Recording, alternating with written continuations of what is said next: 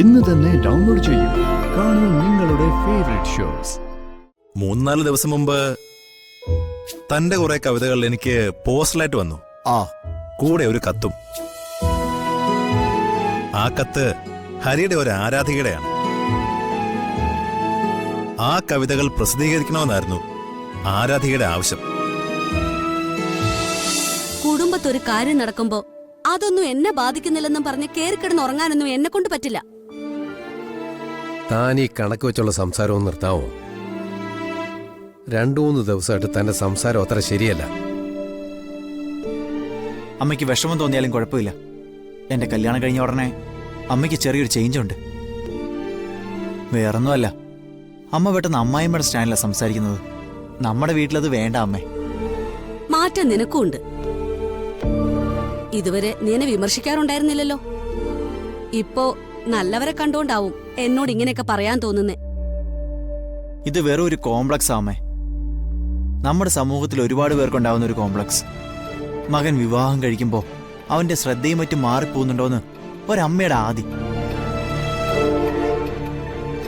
അത് നമ്മുടെ വീട്ടിൽ വേണ്ടാന്നാ ഞാൻ പറഞ്ഞത്. നേരെ ഒരുപാട് വൈകി. രണ്ടുപേരും ചെന്ന് കിടക്കാൻ നോക്ക്. Good night. Good night.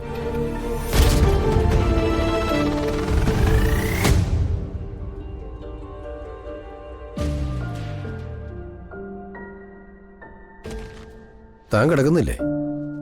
അല്ലാതെ ഞാനെന്ത് ചെയ്യാനാ?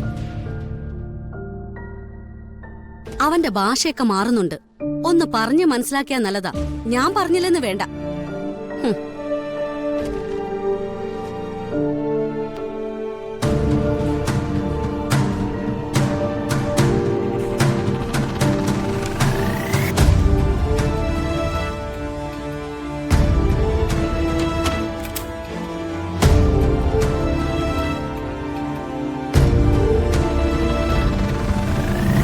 അമ്മ ഇങ്ങനെയാ. സാധാരണക്കാർ 2 വാക്കിൽ പറയേണ്ട കാര്യം 4-5 വാക്കിൽ അമ്മ പറഞ്ഞു തീർക്കുന്നത്. അതമ്മയുടെ കുട്ടിക്കാലം മുതലുള്ള ശീലമാണ്. ഇത്രയും പ്രായമുള്ള ഒരാളെ തിരുത്താൻ ശ്രമിക്കുന്നതിലും നല്ലത് നമ്മളങ്ങ് പൊരുത്തപ്പെടുന്നതല്ലേ. അമ്മ എന്തു പറഞ്ഞാലും എനിക്ക് കുഴപ്പമൊന്നുമില്ല മനു.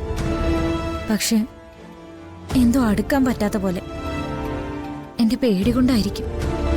അതൊന്നും സാരമില്ലടോ.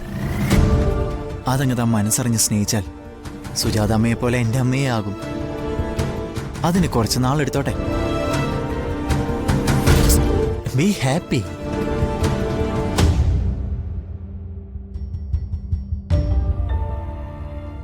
ആദ്യമോൻ എത്രയും പെട്ടെന്ന് പൊരുത്തപ്പെട്ടാൽ മതി. എല്ലാ പ്രശ്നങ്ങളും അതോടുകൂടി അവസാനിക്കും.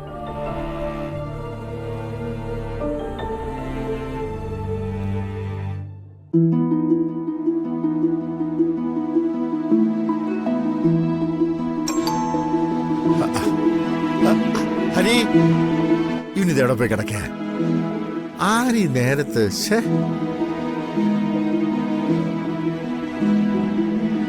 നമസ്കാരം. ഓ, ആരാ? എവിടെന്നാ? ഇങ്ങോട്ട് മനസ്സിലായില്ല. ഹരിയുടെ വീടുതല്ലേ? ഓ അതെ. എന്റെ പേര് ഉല്ലാസ് നെയ്യാറ്റിങ്കര. എനിക്ക് ഹരിയെ ഒന്ന് കാണുമായിരുന്നു. അതിനെന്താ, സാറ് വന്നാട്ട്. ശരി. ഹരി, ഞാനിപ്പോ വിളിക്കാമേ. എടാ ഹരി, ഹരിയേ, ഒന്ന് താഴോട്ട് വാ.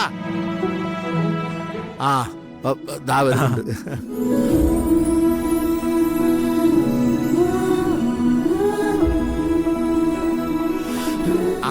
എടാ നിന്നെ കാണാനാ.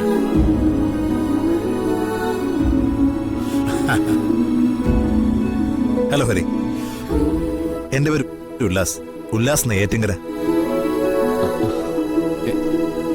പേര് കേട്ട് എനിക്ക് നല്ല പരിചയമുണ്ട്. എനിക്കൊരു പ്രസിദ്ധീകരണ ശൃംഖലയുണ്ട്, വസന്തം പബ്ലിക്കേഷൻസ്. ഓ, അതാണ് പരിചയം. ഈ RK സാറിന്റെ കവിതകൾ പ്രസിദ്ധീകരിക്കുന്നത് നിങ്ങളായിരുന്നല്ലേ? അതെ അതെ. ഞാൻ ഹരിയെ ആദ്യമായിട്ട് കാണുകയാണ്. പക്ഷെ തന്റെ കവിതകളിലൂടെ തന്നെ എനിക്ക് നല്ല പരിചയമുണ്ട്. എന്റെ കവിതകളോ? അതെങ്ങനെ? അല്ല, വല്ല ബാലഭക്തിയിലും കണ്ടതായിരിക്കും. ഏയ് അങ്ങനെയൊന്നുമില്ല. നമുക്ക് ഡീറ്റെയിൽ ആയിട്ട് ഒന്നിരുന്ന് സംസാരിക്കാം. ഓ സാർ ഇരിക്കണം. ആ നീ ഇരിക്കുന്നില്ലേ? ഇരിക്ക്. പറയൂ സാറേ.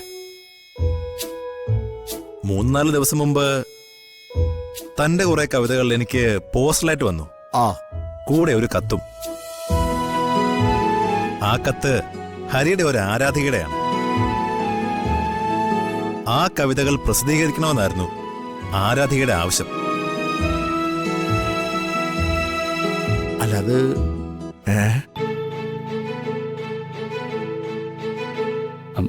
ഇല്ല സാറേ, കവിത എഴുത്ത് വളരെ സീരിയസ് ആയിട്ട് എടുത്തിട്ടുള്ള ഒരാളല്ല ഞാൻ. എൻ്റെ ഒരു കവിത മാത്രമാണ് ഇതുവരെ പ്രസിദ്ധീകരിക്കപ്പെട്ടിട്ടുള്ളത്.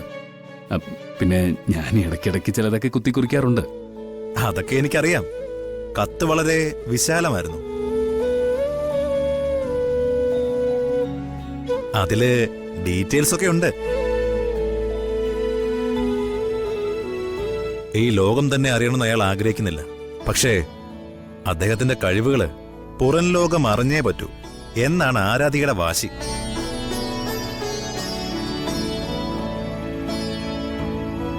ഞാൻ ഹരിയുടെ കവിതകളെല്ലാം നന്നായിട്ട് വായിച്ചു. നഷ്ടപ്പെട്ട ചിലതിന്റെയൊക്കെ തേടലുകള് എല്ലാ കവിതകളിലും ഉണ്ട്. ആണല്ലേ? പ്രകൃതിയോടും അതിനെ ആശ്രയിക്കുന്ന മനുഷ്യരോടും ഒക്കെ വല്ലാത്തൊരു മനസ്സ് തൊട്ടടുക്കുന്നു. പക്ഷേ ആരാധിക അങ്ങനെ ഒരു സാഹസം കാണിച്ചുകൊണ്ട് എനിക്കതിന് പറ്റില്ലല്ലോ. കവിയുടെ അനുമതിയില്ലാതെ അതെനിക്കെങ്ങനെ പ്രസിദ്ധീകരിക്കാൻ പറ്റും? അതാരാണ് അങ്ങനെ ഒരു ആരാധിക? ഇനിയിപ്പോ സുജാതയായിരിക്കോ? അല്ല അല്ലേ? അമ്മാവൻ, ഞാൻ എഴുതിയ കവിതകൾ മുഴുവൻ വായിച്ചിട്ടുള്ളത് ഒരേ ഒരാളാ. എന്റെ സുഹൃത്ത് നിത്യ. ആരാധിക ആള് തന്നെയാണ്. അങ്ങനെ പറ. അല്ല സാറേ, ഇത് അച്ചടിക്കാൻ കൊള്ളാവുന്നേ? Egg sir അച്ചടിച്ചോ? ഏതാ? പിന്നല്ലാതെ. എന്തു പറയുന്നു ഹരി? വായനയിലേക്കൊക്കെ ആളുകൾ തിരിച്ചു വന്നുകൊണ്ടിരിക്കുന്ന സമയമാണ്. എന്റേത് ഒരു ചെറിയ സ്ഥാപനമാണ്. പക്ഷേ എത്തിക്കാൻ സാധിക്കുന്നിടത്തെല്ലാം ഞാനത് എത്തിക്കും. അതാണ് എന്റെ വാക്ക്. ഹരി ഓക്കെ ആണെങ്കിൽ ഹരിയുടെ ആരാധികയുടെ ആവശ്യം നമുക്ക് സാധിച്ചാലോ? വരട്ടെ. എനിക്കൊരാളോട് ചോദിക്കാനുണ്ട്. എന്നോടാണോ? എനിക്ക് ഓക്കെയാണ്. അമ്മാവനോടല്ല. അല്ലേ? പിന്നെ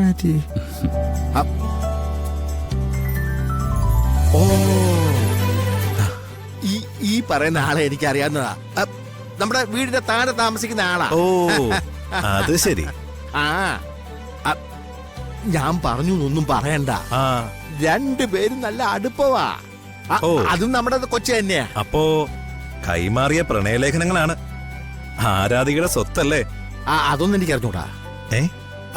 പക്ഷേ എഴുതുന്നത് അവക്ക് വേണ്ടിട്ടാ. ഓ, അത് ശരി. മധുര നൊമ്പരക്കാറ്റ്